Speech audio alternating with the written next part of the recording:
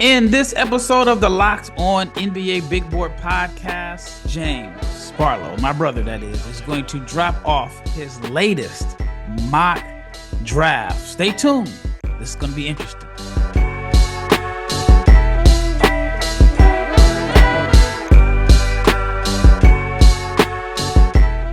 Big shout out to each and every person that has made the Locked On NBA Big Board podcast your first listen of the day. I'm your host, Rafael Barlowe, the director of scouting for NBA Big Board, and my co-host for today is none other than my brother, James Barlowe.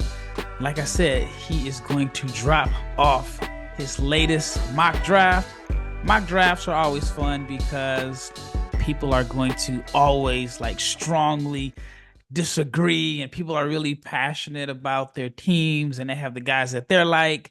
So you're going to see comments calling people idiots and stupids, and guys need to do your research and so on. But it's always fun. I mean, that just comes with the territory. But before we get into this episode, I want to let you know that it is brought to you by FanDuel. Make every moment more. And right now, new customers get $150 in bonus bets guaranteed. That's $150. Win or lose, so visit fanduel.com/locked-on to get started. And if you're not subscribed to the channel, like, share, comment, subscribe. Make sure you click the bell so you can be notified every time we drop an episode, because we are your source for NBA draft content 5 days a week. And with that being said, I want to apologize for the lack of activity I guess you can say it's been the last week. This is my first time saying it publicly, but last month my wife was diagnosed with breast cancer. Still hard for me to say. And so last week I was in the hospital. So you ain't gotta apologize, man. Nah, some people expect, when I say that I'm gonna do content 5 days per week, and I have different subscribers to the newsletter, and I mean, there's so much content out there that they feel like they owe an explanation. And so I just figured, you know what, I'll give an explanation. And right now I'm just kind of juggling between trying to work and get my stuff done while being a caregiver for my wife and my toddler son. So my hands are pretty full. But anyway, just wanted to let you guys know that's why there hasn't been an episode in the last week. And if you're a subscriber to the newsletter, I got something coming soon. I just got my hands full right now. But anyway, let's talk about this mock draft.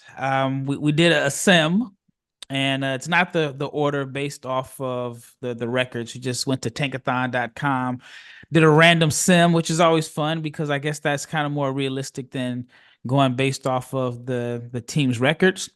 And based off of the Tankathon sim, the Detroit Pistons, which, I mean, they had the worst record, so so no surprise there. But the Detroit Pistons have the number one pick.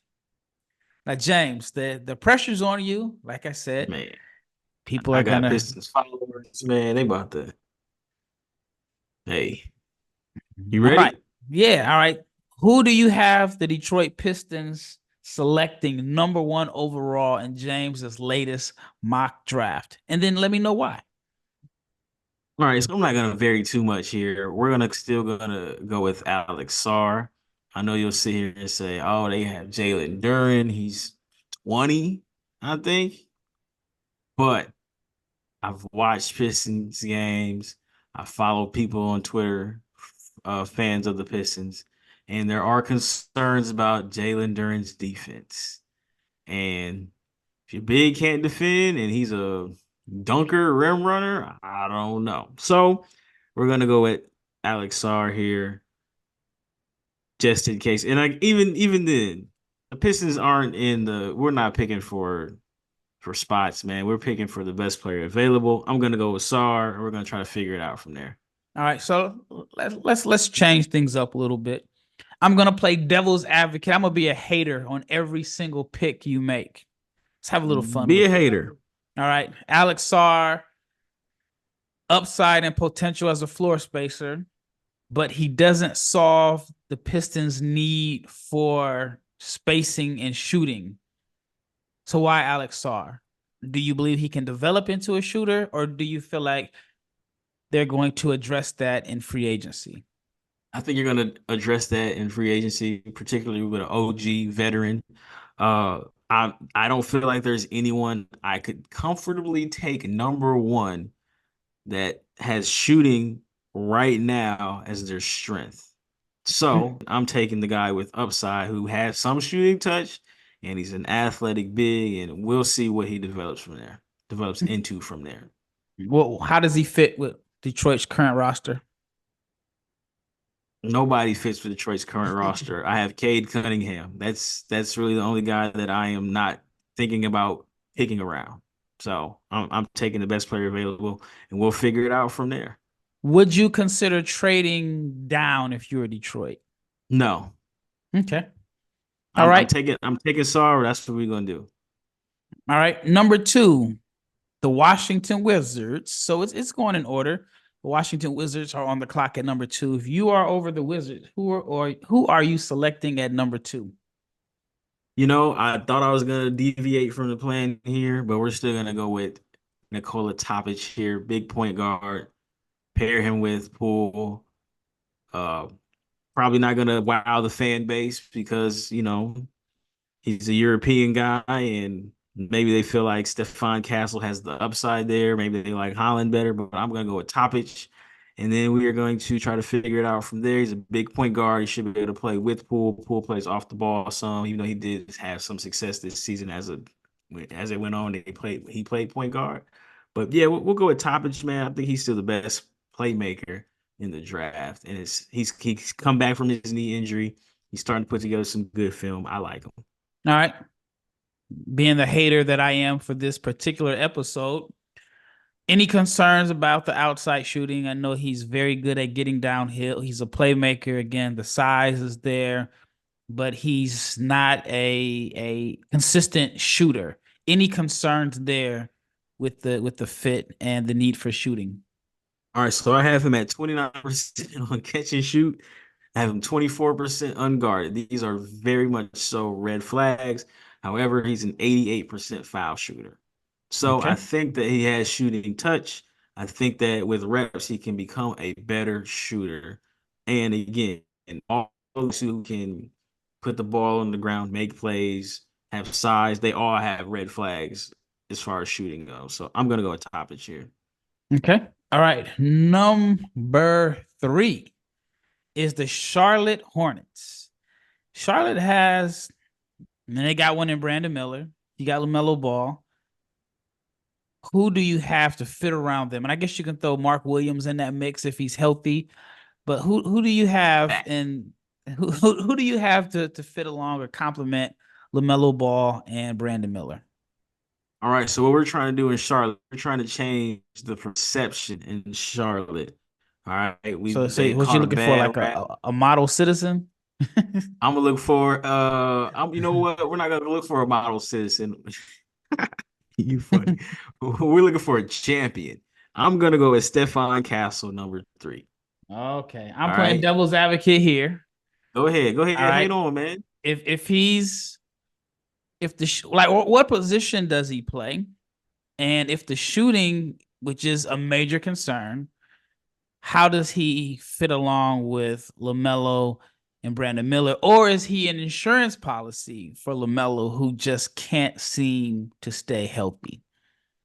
I think at the worst case, Stephon Castle is gonna be the ultimate connector. Now, in my mind, we start LaMelo, we start Castle, we start Brandon Miller, we start Miles Bridges, and we have a 5.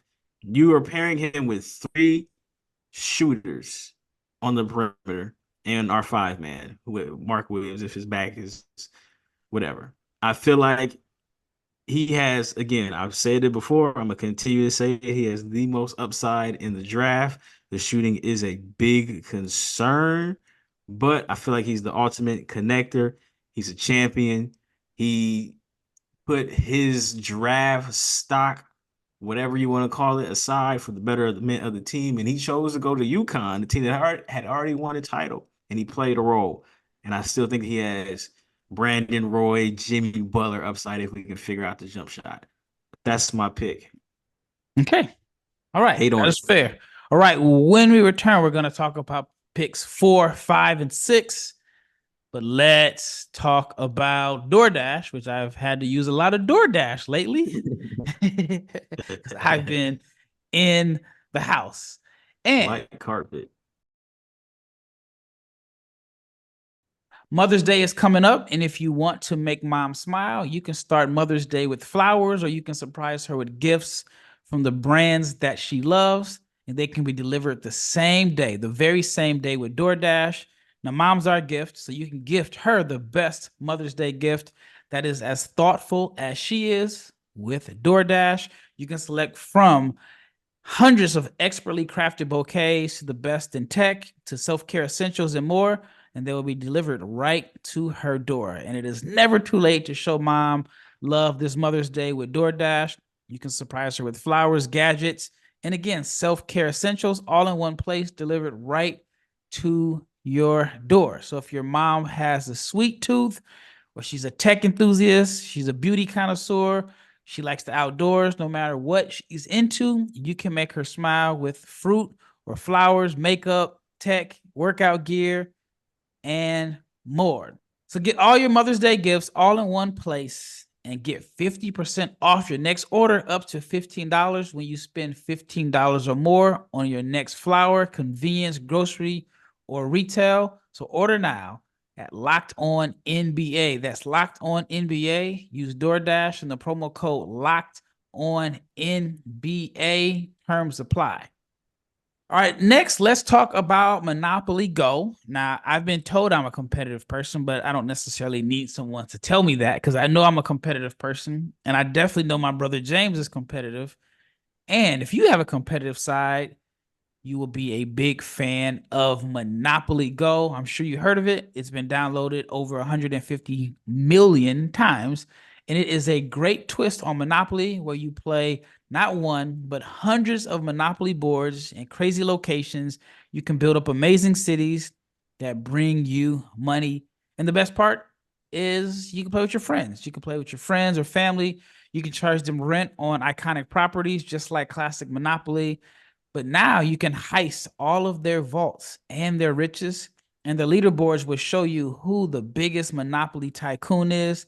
But it's not just my competitive side that loves it. You can team up with friends and family and people all around the world in time tournaments where you can earn huge rewards. So get in the game and join your friends. Download Monopoly Go, which is now free on the App Store or Google Play.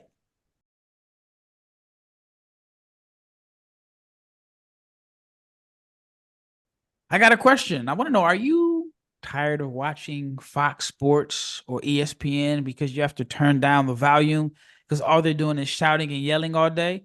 Well, you can make the switch to Locked On Sports today, a free 24 hours a day, 7 days a week sports streaming channel, which is programmed for you every day to bring you the biggest stories without all of the yelling and screaming. Locked On Sports Today brings you can't miss analysis, opinions, and news, streaming 24 hours a day, 7 days a week on YouTube or the free Amazon Fire TV channels app, which is part of the Locked On Podcast Network, your team every day. All right, we left off with James talking about his first 3 picks. The Detroit Pistons selected Alex Sarr. The Washington Wizards stayed international with Nikola Topić, and the Charlotte Hornets selected Stephon Castle. Next up on the board at number 4 is the Portland Trailblazers, my childhood team. Who you got, my guys, taking? Ron Holland. Okay. Explain. He's talented, man. I feel like he's got a knack for scoring. I don't think he's going to harm or set back Scoot or Anthony Simons because, again, I feel like Ron Holland can be RJ Barrett, and RJ Barrett as your third best player is not a bad thing. I feel like Ron Holland can get his without plays being called for him. And again, if you say Scoot is the man, you want Scoot to get out and run in transition, I think Holland's gonna be great in transition. I'm taking him number 4. Hate. All right, it's time for me to hate. The Blazers need shooting. We The saw, Blazers need everything. I mean, we saw, I mean, Scoot was better at the end of the year, but if you have a lineup of Scoot Henderson, Ron Holland, Anthony Simons, how are they going to generate looks in the half court? Because the lane is going to be congested. And then Simons has also, a I want to burn. know, how does Holland fit with Shaedon Sharpe? That's a good point. See, here's the thing. He doesn't have to start right away. So I'm team Shaedon Sharpe, my favorite Portland Trailblazer right now. But I just feel like the team is bad, and you need to draft the most talented player available. I think Ron Holland is a very talented kid. He won't be 19 until the start of the season. I think he's made drastic improvements to become a wing. And I feel like, yeah, man, just you got to draft on. This is an upside pick. You got to go with talent. Portland, they need talent. We're not in the business of picking around guys when, you know what I'm saying, we were trying out what we were trying out last year. Okay. Holland's stock. I mean, he came into the season as projected number 1 on a lot of boards. You're still pretty high on him. You have him at number 4. Yes. Some have him, like me personally, I have him at like number 10. Again, I want to focus back on like what is the skill set that he can hang his hat on. What was RJ Barrett's skill set he could hang his hat on coming out of Duke? I was asking you a question. Why are you asking me? I'm flipping it on you. His best skill set was his scoring motor. He had handle concerns, he had jump shot concerns. Same with Ron Holland. So I feel like that's RJ Barrett right there, and I don't think we need to overthink it. Okay. All right. Number 5, which is the San Antonio Spurs. Now I know San Antonio You already has know a where I'm going. a Let's just get right glaring to it. Let's get need. right to it. Rob Dillingham. I've been saying it since November. Rob Dillingham. And real quick, Ralph, I don't even know if you can hate on this pick, but we had talked about before small guards, small guards. The league is getting away from small guards. Mike Conley starting for a playoff team. Kyle Lowry, my age, starting for a playoff team. Uh, Darius Garland, 6'2", starting for a playoff team. Had another one in my head. Pat Bev, starting for a playoff team. Dame Lillard is 6'2". Allegedly, his arms is dumb long, so like, whatever. So the small guard position is not dead. And I dare to say Phoenix could use a playmaking point guard right now. They could use Because any type of point guard. because them You know what? I boys don't know. just take I don't. turns. Just on a tangent here. I don't understand the roster construction of thinking like we can put together a team without a table setter. But anyway, go ahead. All I'm saying is small guards aren't dead. I'm feel like I'm forgetting some other ones, but they're not dead, man. And let's look at Orlando. They can't shoot. They need a table setter too. I know Paulo is big time. I know Franz is very good. But at some point, man, you got to play point guards, man. Small guards aren't dead. That's the end of my rant. All right, I'm going to again put on my hater cap and play devil's advocate. Rob isn't a particularly strong defender, I got and Wembanyama behind me, man. he's not a strong defender. And his slight frame, like some of the guys you listed, aren't as skinny. Like Kyle Lowry, he may not, he may not, Ain't never you been know, be skinny. tall, but I mean, he's he's obviously thicker, stronger. His frame is able to allow him to handle some punishment. With Rob and Victor, who combined might weigh as much as Joel Embiid. Do you think that could be an issue? It could be an issue, but here's the thing: Wembanyama, it's as much about you need to get stronger, all right? You got to get your ball body, as LeVar once said. But you got to have that dog in you. Victor has that dog in him. I saw Giannis try to cave his chest in and he still blocked his shot. I've seen it was Jokic was hey, he defended Jokic as well as anybody has ever been able to defend Jokic in that last game before the season ended. So I don't expect 19-year-olds to be strong. All right. Again, we're not wrestling. You need to be a dog on defense. You need to compete. The feet need to slide. That's the most important thing. We can gain weight. Like I Okay. said, that man is that's Big Gumby back there, man. I feel good with him back there, changing So, shots on 2-and-1 breaks, man. Come on now. okay. All right. So the next pick is the Toronto Raptors. Speaking of RJ Barrett, got the Raptors at 6. What direction are you going in with Toronto? This was very tough, man. This was very, very tough. They can go in a number of directions here. But I feel like the team was at its best when it had multiple ball handlers, Okay. right? We're gonna go Buzelis right here. Oh, This was tough. I'm gonna go Buzelis. We're gonna roll the dice and see that he has upside as a ball handler, as a playmaker. I like Buzelis on defense, and the shooting has to improve. But if he can correct those things, I still think he has a high floor. You know what I'm saying? So you at some point you can try it out, you know, RJ. You can try it out Buzelis, who's tall. You can try it out Scotty Barnes, who's big. Like that to me is what made Toronto tough because they had big wings that could do a bunch of little bit of everything. And again, I know they drafted Grady. He's a shooter, but I feel like Buzelis can do more than what Grady did. okay. Can do, So excuse me. when I look at this particular draft class and I look at the way teams' rosters are constructed, I think there's going to be a lot of guys that are drafted high that aren't going to be able to find a significant role in the rotation Oh, for early sure. in their career.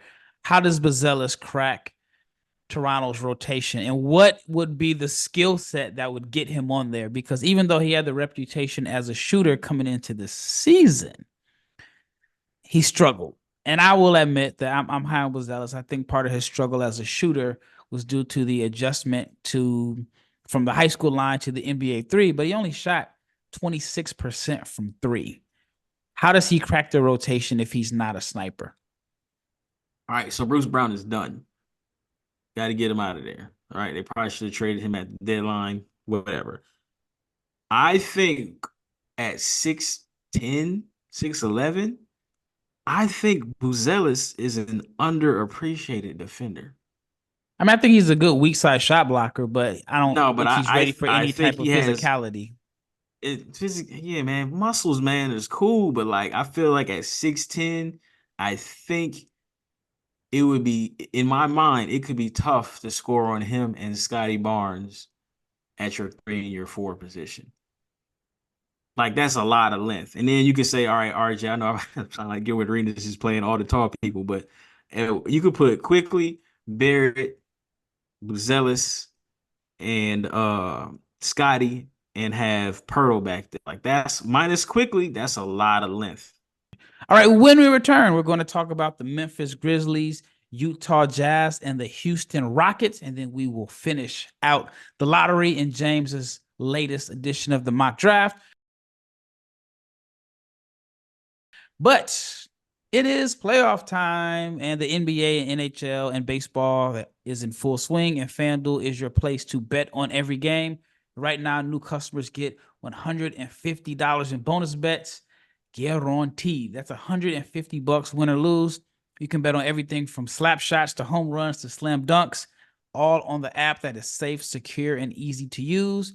So what are you waiting for? Visit fanduel.com/locked on and make your first bet an automatic win. FanDuel, America's #1 sports book. Next, let's talk about BetterHelp, because sometimes we all need the opportunity to get something off our chest, whether it's big or small. Certain things can really start to get to you, and it is very important to let that out, especially to someone who is unbiased in your life. And therapy can be different for everyone. Most of us have bigger problems than our favorite sports team or who our team is going to draft and failed draft picks. And it's very important to speak to someone who's unbiased. And if you are thinking about starting therapy, give BetterHelp a try. It's entirely online. It is designed to be flexible and it is suited to fit your schedule. So visit betterhelp.com/lockedonnba. You can get 10% off your first month. That's betterhelp.com/lockedonnba.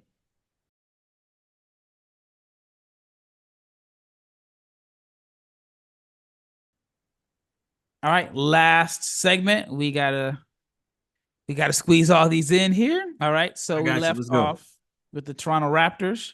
Now let's go to the Memphis Grizzlies, who surprisingly, I know this wasn't their plan at the start of the year to be at the top half of the lottery, but the Grizzlies are number 7 based off of this Tankathon sim. Who do you have Memphis selecting at number 7? Donovan Clingan I like addresses that. those re addresses those rebounding issues. Um, should be able to catch lobs playing with Ja. You can move Triple J back to the 4. He's been hooping at the 5, but it's a different season. I'm going Clingan, and I think Clingan is an underrated passer. Maybe his passing isn't appreciated, but I think that would be very helpful too. Yeah, I think Clingan is a good scripted passer. I don't know if it's all like instinctive, but I think he is a guy that you can give the ball to and he can make a play out of a dribble handoff or so on. So I did a Hey, article on NBA Big Board. I was trying to be different and unique, and I thought about like the different players and what I would like to see them work on in the offseason, and then players that I think they should study. And for Clingan, I thought that he should study the Gasol brothers. Not saying he's them or he's going to be a hub on the offensive end, but if he can be half as good as them as passers, a guy that you can give the ball to at the top of the key or the elbows and be like an additional passer, I think that'd be beneficial for his career. And then I also mentioned that he needs to develop one go-to move and one counter move, just so he can like punish teams that good luck. switch, whether Good it's luck with that. a hook off the left shoulder, hook off the right shoulder. And then if he has like a go-to move where you can give him the ball, then I think that's where you can unlock some of his passing. So as far as me being a hater on this, You can't. let's That's just your say, boy. well, let's just say Triple J is cooking, or he was cooking at the 5, and that's where he has the best advantage. Do you think that Clingan can anchor the second unit? Yeah, because you got length in the second unit. Now, I don't know what it looks like. Maybe they keep Smart, but Smart, he has a Defensive Player of the Year award. You still got Brandon Clark, who's an athlete. Your boy Gigi out here, he's 6'9". Vince Williams, like they have plenty of talent. And if you sit here and say we want to close games with Triple J at the 5, that's fine too. They have the wing depth to make up for it. Clingan was only playing with 26 minutes a game anyway at UConn.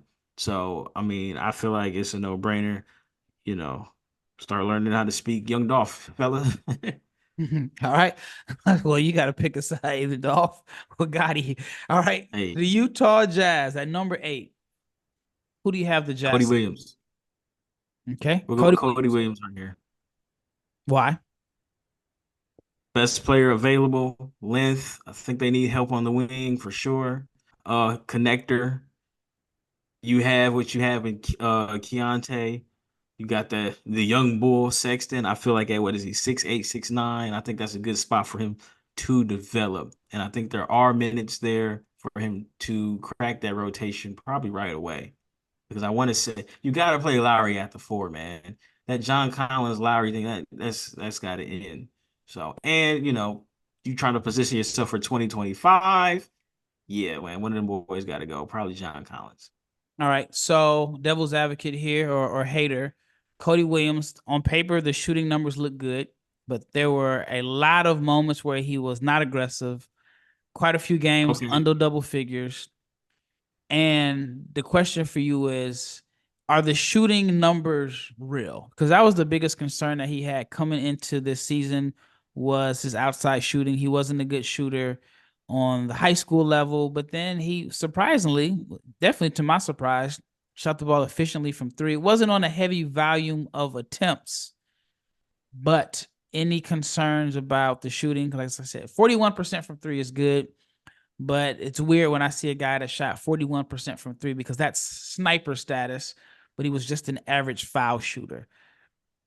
So the shooting, again, I don't buy him as a 40% three-point shooter, but landing in Utah should help his motor dog, whatever assertive concerns you have. Because Keontae's gonna go get his, Sex is gonna go get his. Lowry is cold at basketball. He's just too good for them to lose games. So he can slide into what I think he should and eventually end up becoming is the Jaden McDaniels lockdown 6'9" defender role.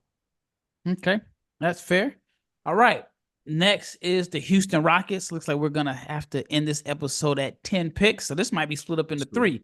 The Houston Rockets at number 9. This pick, well, it used to belong to the Brooklyn Nets. I imagine it's from the James Harden deal, which Harden is like 2 teams removed from there. And so I think those picks go all the way up until like 2028, if I'm not mistaken. If you're the Houston Rockets, who are you selecting at number 9?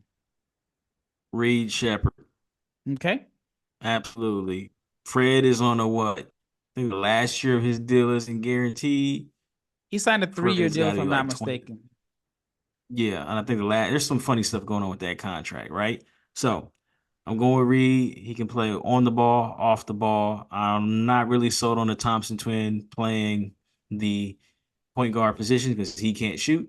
And he had all of his success this season playing the 4 when Şengün went down, right? So Reed can play with Jalen Green. He can play with Amin Thompson if he figures out how to play point guard. Like I feel like he is a great rotation guard who is used to playing a condensed role. He doesn't have to be a lead point guard in Houston, and he can shoot. All right. Devil's advocate here, hater here. What happens if the shooting was an outlier? Well, here's the thing. Like, if he's a 38% shooter, that's good. I mean, what did he come down? What did he end the season at? 40? Like 52. All right, so fine. He's not a 52% three-point shooter. If he's a 40% three-point shooter who can be like a 6'2", 6'3" version of Malcolm Brogdon, I'm taking that. What about the defense? Statistically, he was an elite defender on the college level just because he's averaging like 2.5 steals per game, almost broke maybe he did. I don't know. I wasn't checking. I know at one point he was extremely close or on pace to breaking Rajon Rondo's school record for steals. What if the defense doesn't translate? He gets after it. He tries. He gives effort. And we have the Thompson twin who should project to be a lockdown defender. Maybe they bring back Dillon Brooks. I think he cut the shenanigans down a little bit. But, I mean, you have athletes around him. If you sit here and say, we need you to give effort and we can't play Şengün to close games because we're trying to win, well, Jabari Smith, I think, did a good enough job defending and he stretched the floor, too.